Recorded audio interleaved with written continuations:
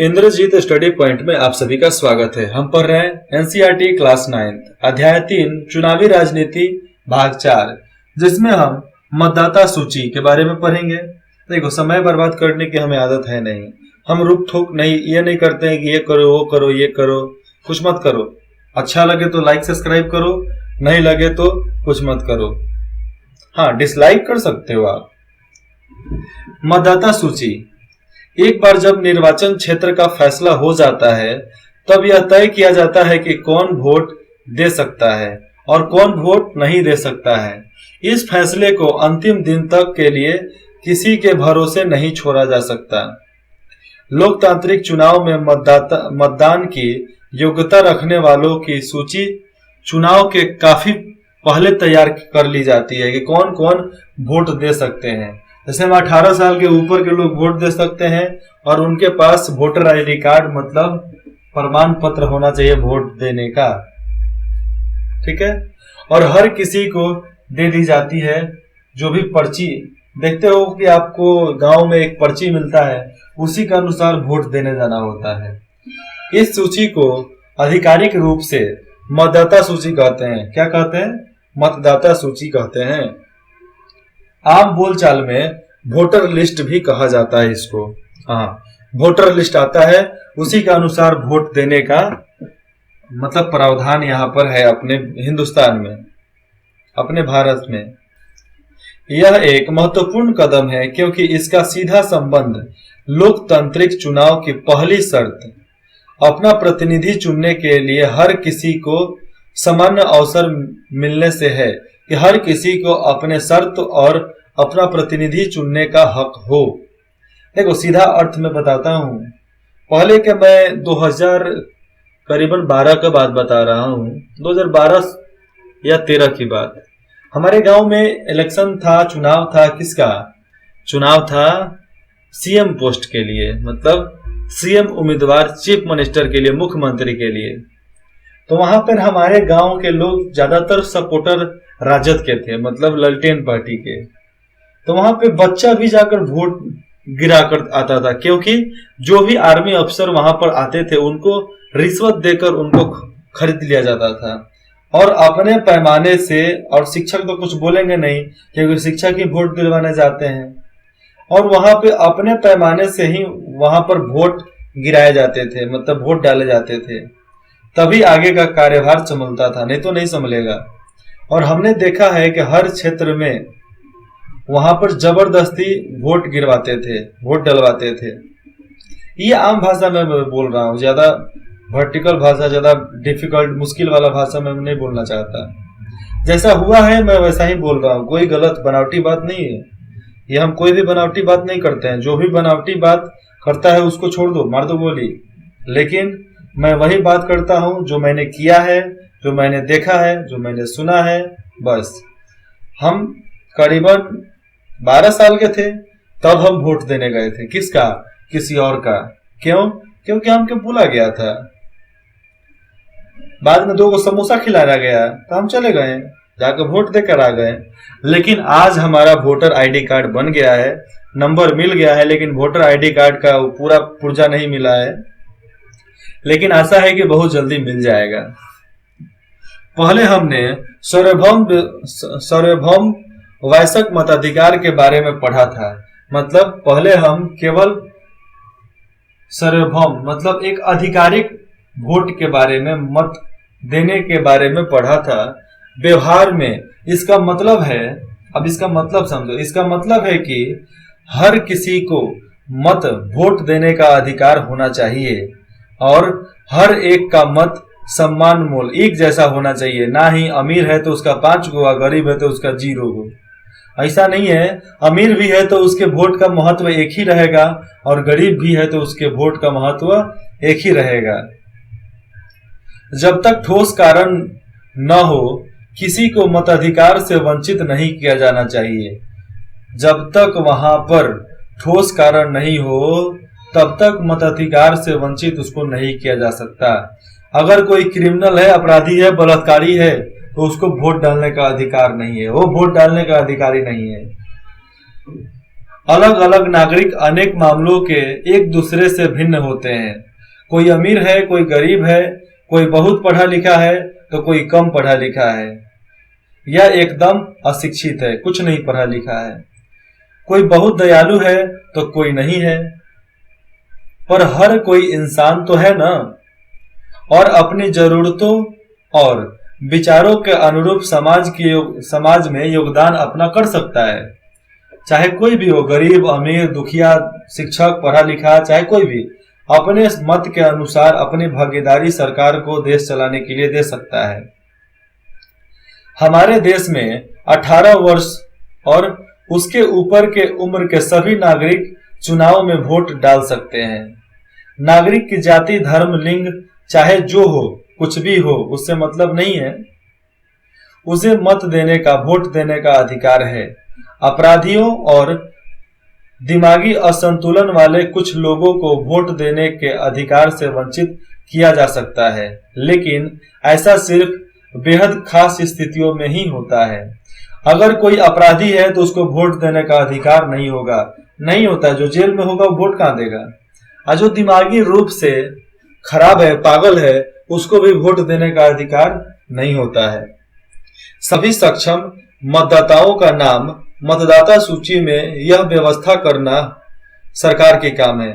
मतलब कोई भी वोट देने वाले का नाम अगर वोटर लिस्ट में है चाहे नहीं है, इसका व्यवस्था करना ये केवल सरकार की जिम्मेदारी है।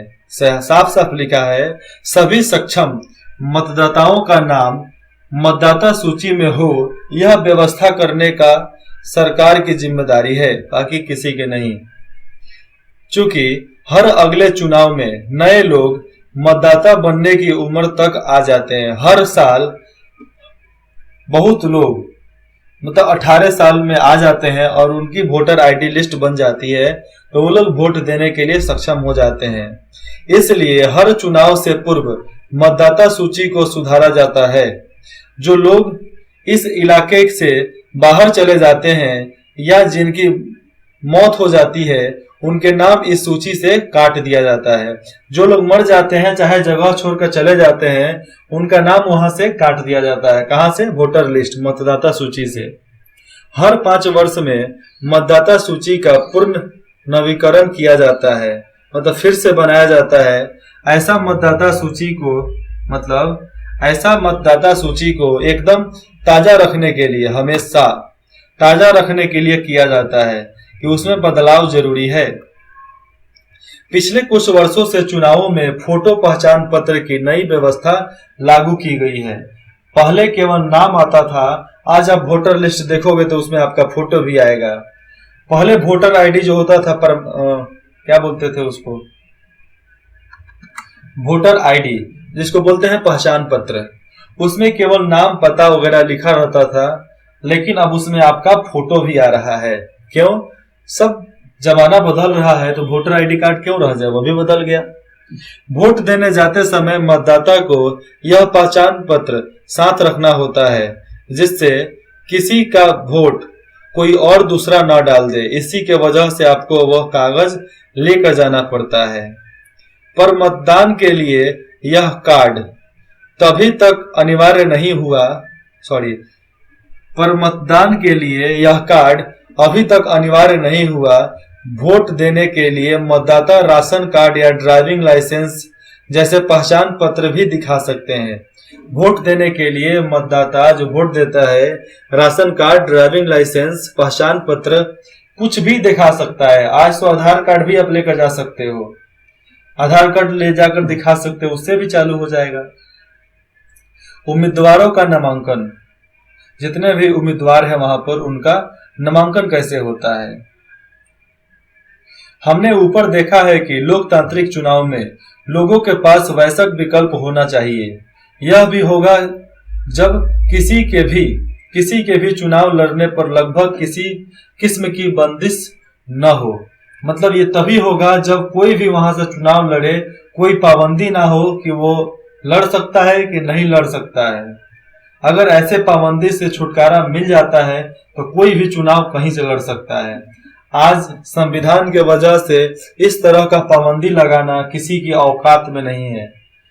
जहां पर आरक्षित जगह है, सीटें हैं, निर्वाचन क्षेत्र है, वहां पर उन्हीं जाति समूह के लोग खड़े हो सकते हैं, लेकिन बाकी जगहों पर कोई भी खड़ा हो सकता है, चाहे वो जो भी हो। हमारी चुनाव प्रणाली ऐसा ही करती है, जो हमारी चुनाव प्रणाली है ऐसा ही करती है कि कोई बंदिश वहां पर रुकने ही नहीं देती है। जो लोग चाहते हैं कि वोट लड़ेंगे उनको लड़ने दिया जाता है। जो व्यक्ति मतदाता है मतलब वोट देने वाला है, वह उम्मीदवार भी हो सकता है। सिर्फ एक फर्क यह है कि कोई भी व्यक्ति 18 वर्ष की उम्र में ही वोट डालने का अधिकारी हो जाता है, जबकि उम्मीदवार बनने की न्यूनतम आयु 25 वर्ष से है। मतलब उम्मीदवार बनेगा कब? जब वो व्यक्ति 25 साल का हो जाएगा तब। उम्मीदवार बनने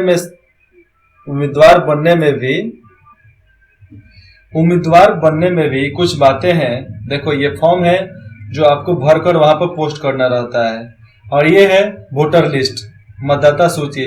पहले इसमें फोटो नहीं होता था, अब फोटो आता है, और इसी तरह नंबर बाय नंबर आपको मिल जाता है। ऐसे लोग अपराधी हो, उनको वहां पर मतलब उम्मीदवार के रूप में खड़ा होने की पाबंदी है। वैसे लोग वोट लेने के लिए, चाहे वोट डालने के लिए तो जा ही नहीं सकते, क्योंकि वो जेल में रहते हैं। और जो अपराधी है वो इलेक्शन में भी, कभी चुनाव में भी नहीं खड़ा हो सकता है। यह पाबंदी भी बहुत ही कम मामलों में लागू होती है। जैसे राजनीतिक दल अपने उम्मीदवार मनोनीत करते हैं। जितने भी राजनीतिक दल हैं, जो भी बड़ा बड़ा पार्टी है, वो अपने उम्मीदवार को खुद को टिकट देते हैं, जिन्हें पार्टी का चुनाव चिन्ह और समर्थन मिलता है। पार्टी के मनोनयन को बोलचाल की भाषा में टिकट कहते हैं। मतलब पार्टी अपने मन से किसी को खड़ा करे तो कब खड़ा करेगी? उसको अपना टिकट देकर, तब उसको उम्मीदवार अपना घोषित करेगी कि हमारे पार्टी हमारे चुनाव चिन्ह से ये चुनाव लड़ेंगे। चुनाव लड़ने के इच्छुक हर एक उम्मीदवार को एक नामांकन पत्र भरना पड़ता है और कुछ रकम जमानत के रूप में जमा करनी पड़ती है। जब हम वहां पर नामांकन करवाते हैं तो नामांकन पत्र होता है। कहाँ पर नामांकन होता है? जिला परिषद में। तो वहां पर नामांकन पत्र भरकर देना पड़ता है, और कुछ जमानत के तौर पे वहां पर कुछ रुपया भी देना पड़ता है, जैसे 5,000 10,000 तक। हाल में सर्वोच्च न्यायालय के निर्देश पर उम्मीदवारों से एक घोषणा पत्र भी भरवाने की नई प्रणाली शुरू की गई है। डिक्लेरेशन फॉर्म और घोषणा पत्र एक ही चीज में नहीं, हर चीज में लगता है। आप कोई भी सर्टिफिकेट फॉर्म वगैरह भरोगे तो उसमें आपको डिक्लेरेशन फॉर्म देना ही पड़ता है। अब हर उम्मीदवार को अपने बारे में कुछ ब्यौरे देने पड़ते हैं, मतलब कुछ बारे में बताना पड़ता है। जैसे में हमारा कितना संपत्ति है, कितना गाड़ी घोड़ा है, कितना का बंगला है, ये सब देना पड़ता है। अपराधी है कि नहीं है, वैधानिक घोषणा करनी होती है कि सबको बताओ। प्रत्येक उम्मीदवार को इन मामलों के सारे विवरण देने पड़ते हैं। जितने भी उम्मीदवार खड़े होते हैं उनको इन सारे बातों की जानकारी हर किसी को देना पड़ता है। चुनाव आयोग को देना पड़ता है, चाहे वहां के अपने जिला परिषद में जाकर देना पड़ता है जहां नामांकन करते हैं। उसके बाद से चुनाव आयोग में उसी फार्म को पुनः भेज दिया जाता है। अब देखो, उम्मीदवार के खिलाफ चल रहे गंभीर आपराधिक मामले, उम्मीदवार और उनके परिवार के सदस्यों की संपत्ति और देनदारियों का ब्यौरा, ये सब देना पड़ता है।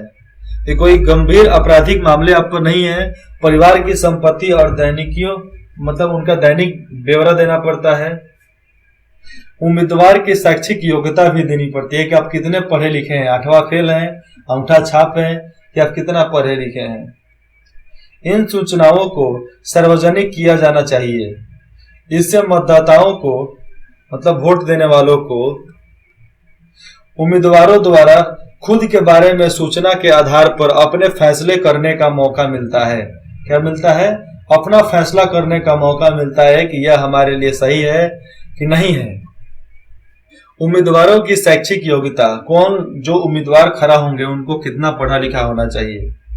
जब देश के सभी नौकरियों के लिए किसी न किसी किस्म की शैक्षिक योग्यता जरूरी है, तो विधायिका और संसद महत्वपूर्ण पदों के चुनाव के लिए किसी किस्म की शैक्षिक योग्यता की जरूरत नहीं है। सभी तरह के काम सिर्फ शैक्षिक योग्यता के आधार पर ही नहीं होता और नहीं हो सकता है। जैसे भारतीय क्रिकेट टीम में चुनाव के लिए डिग्री की नहीं, अच्छा क्रिकेट खेलने की योग्यता जरूरी है। अच्छा क्रिकेटर चाहिए तो वहां पर डिग्री नहीं, अच्छा क्रिकेट खेलने वाला की जरूरत है। अच्छा क्रिकेट वही खेलता है जो वहां पर चुने जाते हैं।